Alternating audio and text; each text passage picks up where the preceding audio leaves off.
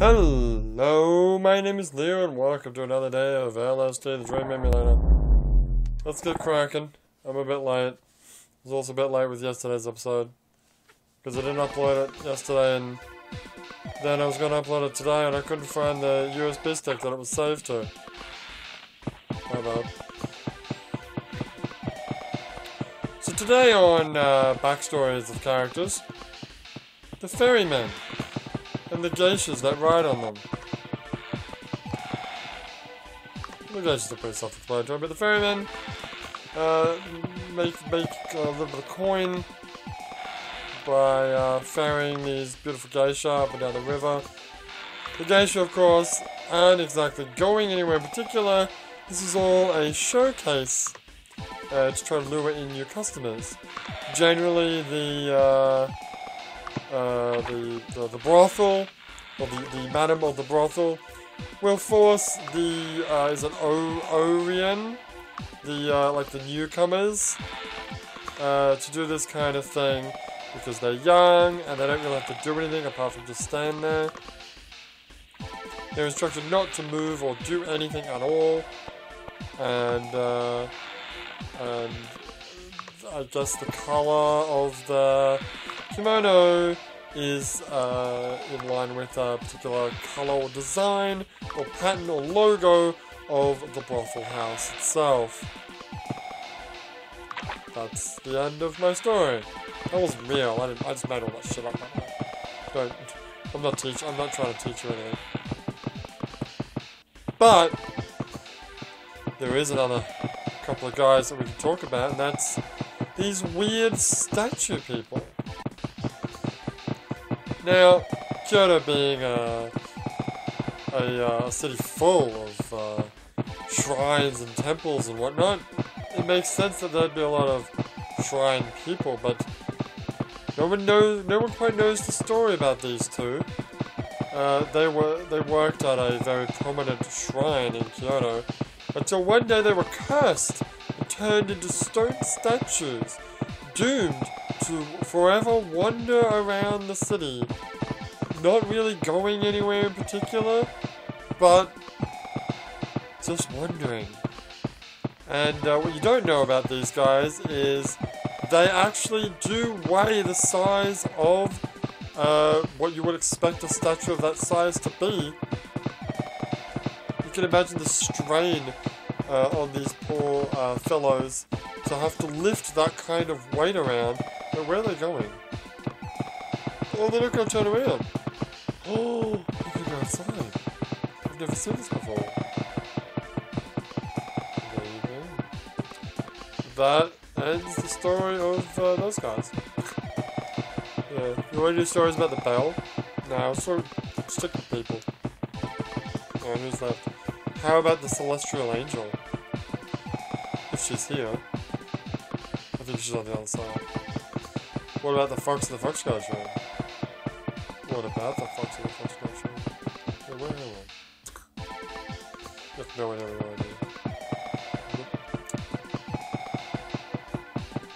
Ah, the celestial being.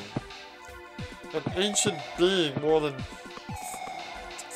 millennia old. She was there in the creation of Japan. Her name, however, is long lost and forgotten.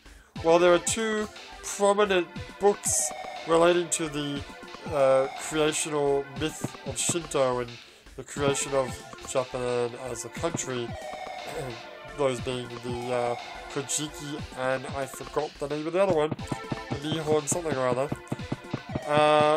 none actually record the name of this mysterious celestial being that sometimes appears in two separate places at the same time, but it is in fact the same being.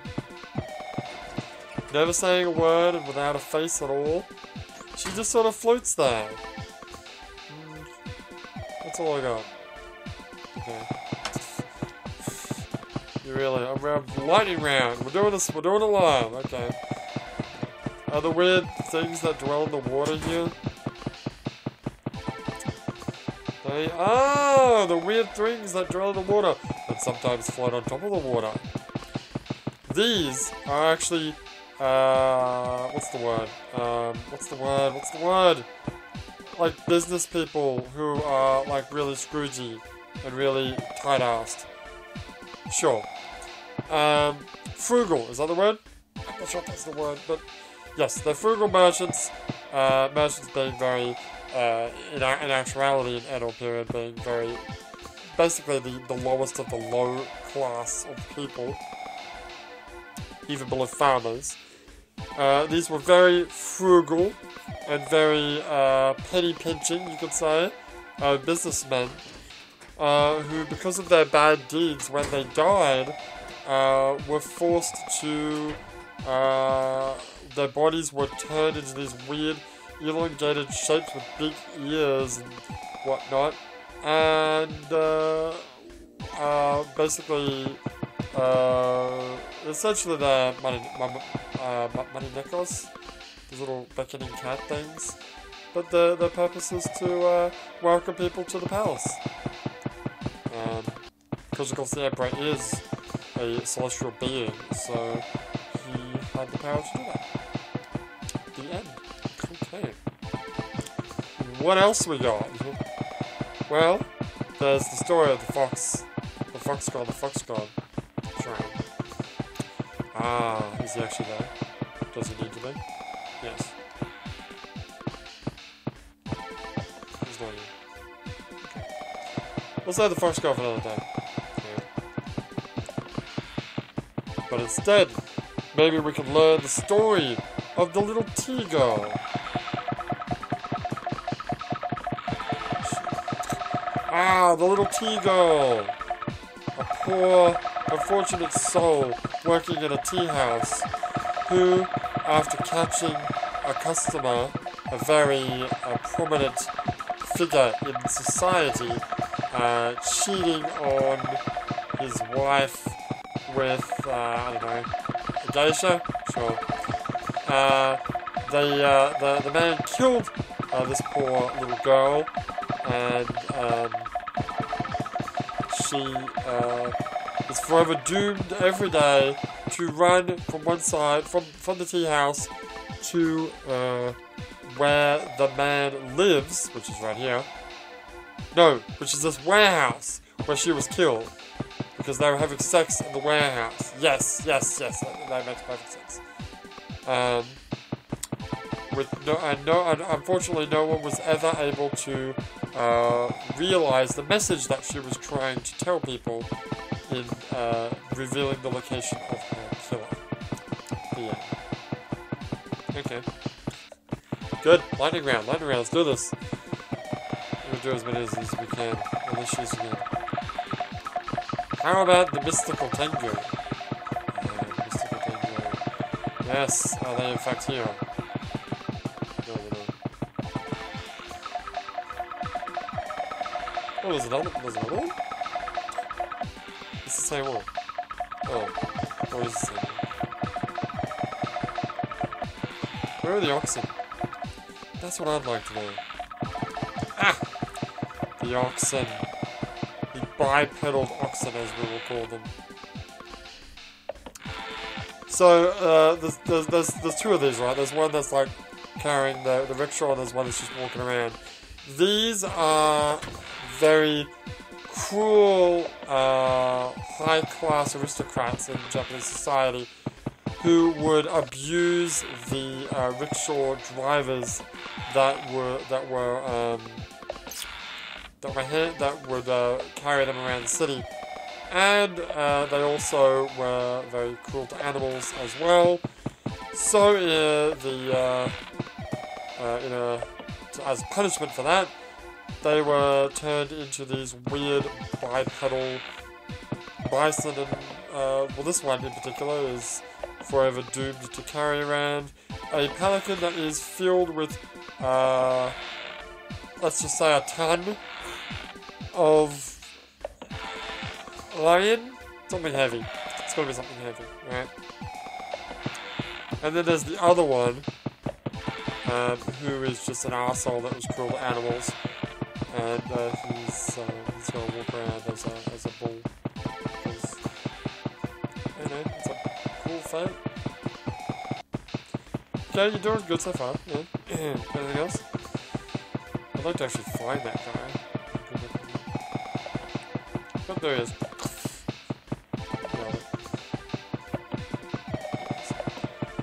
So, oh god, there's tons of them. Yeah. Do you know? There's tons of them? I forgot. There are tons of them. Yeah, they're all assholes. Okay. Yeah. What about the Tango? Tango idea, man.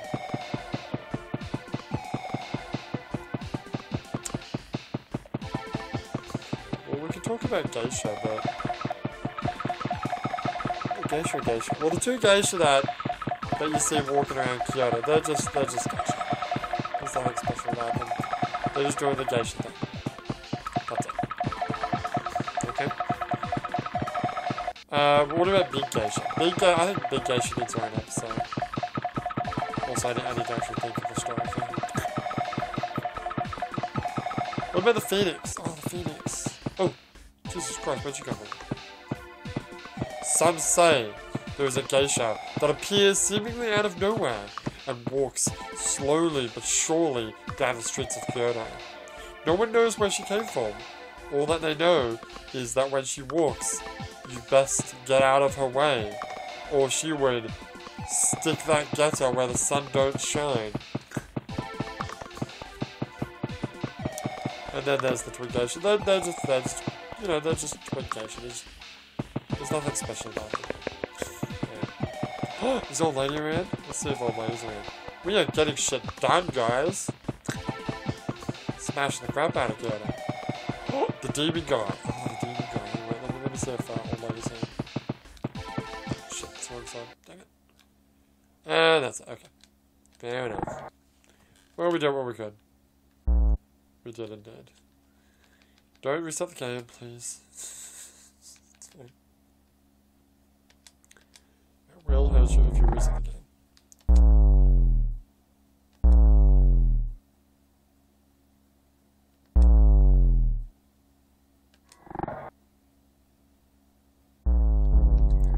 Alright, let's talk about dreams. Alright.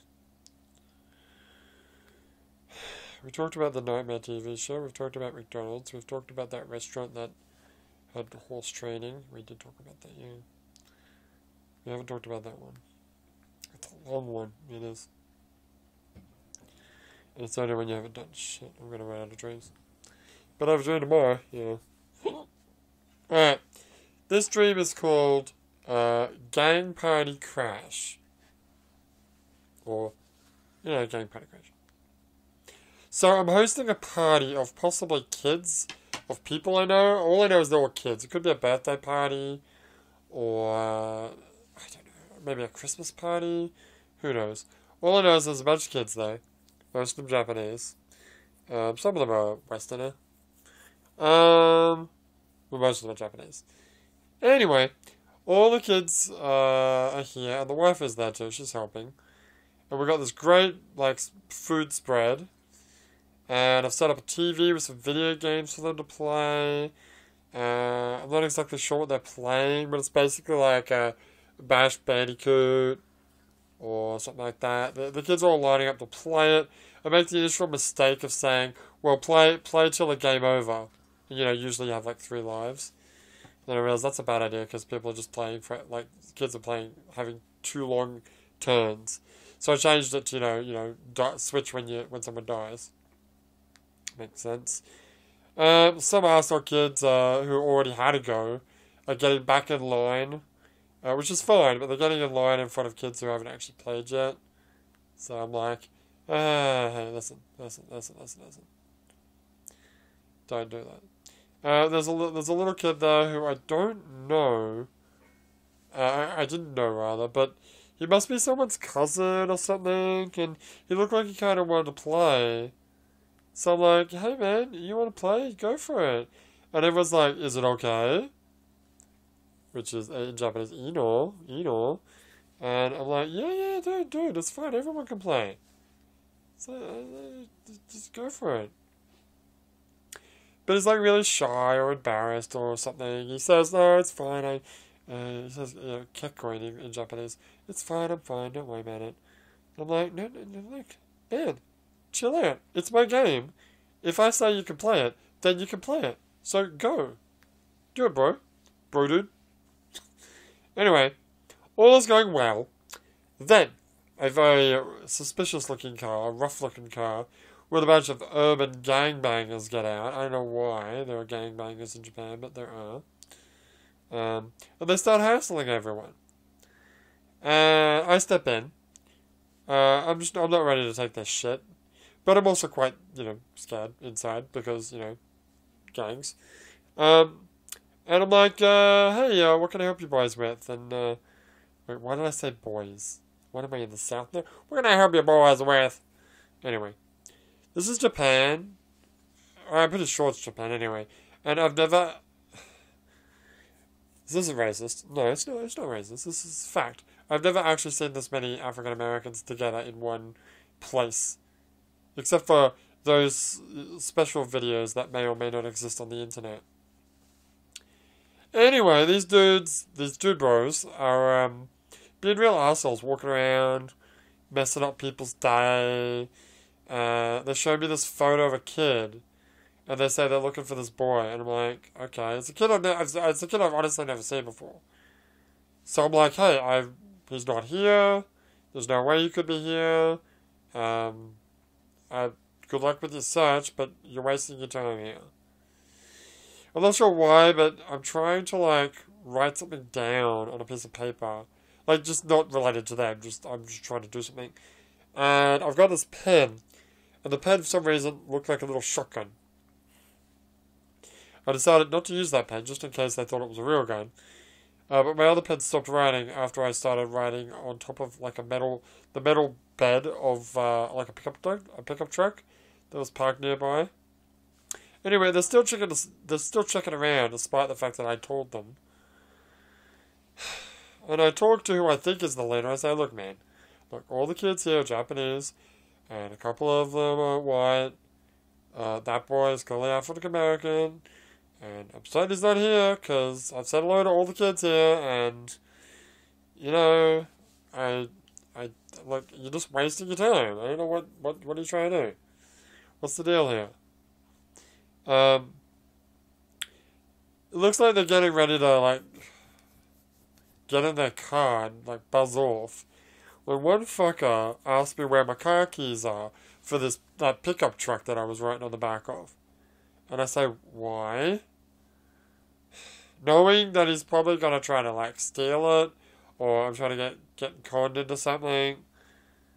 So I'm getting ready for another fucking confrontation. Thankfully, the wife woke me up.